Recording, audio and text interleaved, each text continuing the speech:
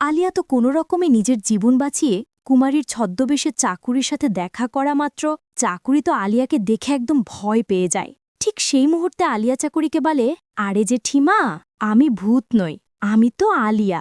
এই বিষয়টি দূর থেকে গহনা দেখতে পায় এবং এসে আলিয়াকে হাতে নাতে ধরে এবং আলিয়াকে বলে, তুই এতদিন কুমারী সেজে আমাদের সকলকে ধোঁকা দিয়েছিস। এসব বলে গহনা চিৎকার করতে থাকলে বাড়ির সকলেই সেখানে আসে এবং গহনা ও আলিয়াকে দেখতে পায়। রাঘব এবং কমলামাও গহনাকে দেখে তো অনেক খুশি হয়ে যায়। হ্যাঁ ভিউয়ার্স, এমনটাই দেখবেন আপনারা গহনার ধারাবাহিকের ২৪৩তম এপিসোডে। তাই ভিডিওটি না টেনে সম্পূর্ণ দেখতে থাকুন। আর গহনা ধারাবাহিকের নতুন নতুন আপডেট পেতে এই চ্যানেলটিকে সাবস্ক্রাইব করুন। এপিসোডের শুরুতে আপনারা দেখতে পাবেন গহনা পুলিশ স্টেশনে সবকিছু জানার পর মনে মনে বলছিল, এটা কিভাবে সম্ভব?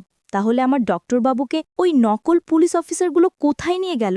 এবং এরপরের দৃশ্যে আমরা নকল পুলিশ অফিসারদের দেখতে পাই। সেই নকল পুলিশ অফিসারটি একজন কালো পোশাক পরা লোককে বলছিল, ঠিক আছে, তাহলে আমরা এই লাশটা কি করব? তখন কালো পোশাক পরা লোকটি পুলিশ অফিসারকে টাকার বান্ডিল দেয়, যার কারণে কালো পোশাক পরা লোকটি ওখান থেকে চলে যাওয়া মাত্রই পুলিশ অফিসারটি অন্য পুলিশ অফিসারদের বলে, তোমরা এই লাশটিকে এখনই খাদে ফেলে দিয়ে আসো। ঠিক সেই মুহূর্তে আলিয়া মনে মনে ভাবে, আমি তো জীবিত আছি, আর যদি এরা আমাকে খাদে ফেলে দেয় তাহলে তো আমি একদম মরে যাব। আলিয়া এসব ভেবে কিছু না বলতেই ঠিক সেই মুহূর্তে নকল পুলিশ অফিসারটি বলে, আচ্ছা, আমাদের হাতে বেশি সময় নেই, তোরা এই লাশটিকে এখানে কোথাও সাইডে লুকিয়ে রাখ। ঠিক সেই মুহূর্তে আমরা দেখতে পাই আলিয়াকে এক কোনায় রেখে পাতা দিয়ে ঢেকে ওখান থেকে পুলিশ অফিসারগুলো চলে গেলে ঠিক সেই মুহূর্তে আলিয়া ওখান থেকে উঠে পড়ে এবং কুমারীর ছদ্মবেশে রাইস সিং পরিবারে চলে আসে আর এসে চাকুরির সাথে দেখা করে।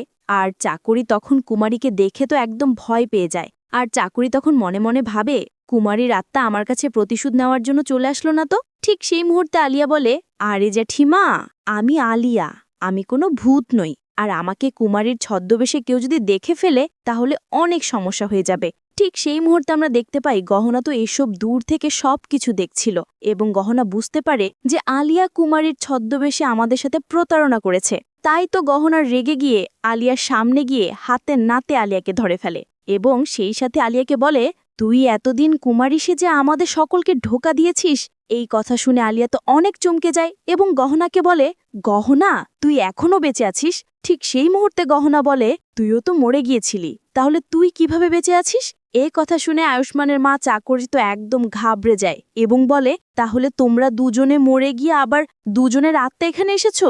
তোমরা আবার আমাকে মেরে ফেলবে না তো? ঠিক সেই মুহূর্তে আলিয়া রেগে যায় এবং আয়ুষ্মানের মা চাকুরিকে বলে, আরে জেঠিমা, আমি বেঁচে আছি। তখন গহনাও রেগে গিয়ে বলে, আমিও বেঁচে আছি। এইসব বলা মাত্রই তো বাড়ির সকলেই ওখানে হাজির হয় আর সেই সাথে গহনা ও আলিয়াকে দেখে নেয়। আয়ুষ্মানের পিসি জানকী এবং কমলা মা গহনাকে দেখে তো একদম খুশি হয়ে যায়। গহনা তখন বাড়ির সকলের সামনে বলে, আরে এই আলিয়া তো এতদিন কুমারীর ছদ্মবেশে আমাদেরকে ধোঁকা দিয়েছে, সেই সাথে নকল পুলিশ অফিসারদের নিয়ে এসে ডাক্তারবাবুকে এখান থেকে তুলে নিয়ে গিয়েছে। আলিয়া, এখনো সময় আছে, তুই সত্যি করে বল, আমার ডাক্তারবাবুকে তুই কোথায় রেখেছিস? আলিয়া তখন এসব শুনে কি করবে বুঝতে না পেরে একটা ছুরি হাতে নিয়ে বাড়ির সকলকে ভয় দেখাতে থাকে। সেই সাথে একটা পর্যায়ে গিয়ে কমলা মাকে বাধা দিতে চাইলে আলিয়া তখন কমলা মায়ের উপর ছুরি চালিয়ে দেয়। আর তখনই আমরা দেখতে পাই এই সব কিছু ছিল গহনার কল্পনা। আর এদিকে আলিয়া তো চাকুরিকে নিয়ে তার রুমে যাচ্ছিল আর এসব কিছু গহনা দূর থেকে দেখে ভাবছিল, না, আলিয়াকে এখন বাধা দেওয়া যাবে না, তাহলেও আমার পুরো পরিবারের ক্ষতি করতে পারে। আমাকে আগে ডাক্তারবাবুকে খুঁজে বের করতে হবে। এরপরের দৃশ্যে আমরা দেখতে পাই আবারও সেই নকল পুলিশ অফিসারগুলো রাইসিং পরিবারে এসে বলছে, আমরা এই বাড়িটাকে সার্চ করতে চাই। ঠিক সেই মুহূর্তে আয়ুষ্মানের পিসি জানকী দেবী পুলিশ অফিসারদের ডেকে বলে, নিজেদের মন মতো তো আমাদের ছেলে আয়ুষ্মানকে ধরে নিয়ে গিয়েছ এবং সেই সাথে আমাদের কোনো অনুমতি ছাড়াই বাড়িটা তল্লাশি করতে এসেছো। সত্যি করে বলো, কি উদ্দেশ্যে তোমরা বাড়িটা তল্লাশি করছো? এ কথা শুনে পুলিশ অফিসারগুলো রেগে যায় এবং সেই সাথে জানকী দেবীকে ভয় দেখাতে থাকে, যার কারণে জানকী দেবী রেগে যায় এবং পুলিশ অফিসারদের বলে, তোমাদের তো আসল পুলিশ মনেই হচ্ছে না, কারণ তোমরা যদি আসল পুলিশ হতে তাহলে তো এরকম ব্যবহার করতে না। তখন নকল পুলিশ অফিসারগুলো এইসব শুনে জানকী দেবীর প্রতি রেগে যায় এবং জানকী দেবীকে গুলি করতে যায়। ঠিক সেই মুহূর্তে গহনা পুলিশের পোশাক পরে এসে ওখানে এন্ট্রি নেয় এবং জানকী দেবীকে বাঁচিয়ে নেয়। আর নকল পুলিশদের ভয় দেখিয়ে বলে, তোরা তো নকল পুলিশ আর আয়ুষ্মানকে কিডন্যাপ করেছিস। এই কথা শুনে জানকী দেবী সহ বাড়ির সকলে চমকে যায় এবং গহনা নকল পুলিশদের বলে পালানোর চেষ্টা করবে না, সত্যি করে বল আয়ুষ্মানকে তোরা কোথায় রেখেছিস। ঠিক সেই মুহূর্তে নকল পুলিশগুলো বুদ্ধি করে একটা ছুরি হাতে নিয়ে জানকী দেবীর গলায় ধরে এবং বাড়ির সকলকে ভয় দেখাতে থাকে। কিন্তু আশ্চর্যজনকভাবে জানকী দেবী তো হঠাৎ করে ছুরিটিকে হাত দিয়ে ধরে কৌশলে উল্টো পুলিশ অফিসারদের ধরে ফেলে। আর জানকী দেবী তখন দাঁড়িয়ে হাঁটাচলা করতে পারে, যেটা দেখে গহনা সহ বাড়ির সকলে অনেক খুশি হয়ে যায়। এরপরের দৃশ্যে আমরা আয়ুষ্মানকে দেখতে পাই। আয়ুষ্মানকে একটা গোপন আস্তানায় বেঁধে রাখা হয়েছে। আয়ুষ্মানের তখন জ্ঞান ফিরে আসে এবং আয়ুষ্মান তখন ভাবে আবারও কে আমাকে এভাবে বন্দী করলো, আর সে গহনার কোনো ক্ষতি করল না তো। সো ভিউয়ার্স, এই ছিল গহনা, এক গ্রাম্য মেয়ের কাহিনী ধারাবাহিকের 243তম পর্বের সুন্দর একটি এক্সপ্লেনেশন।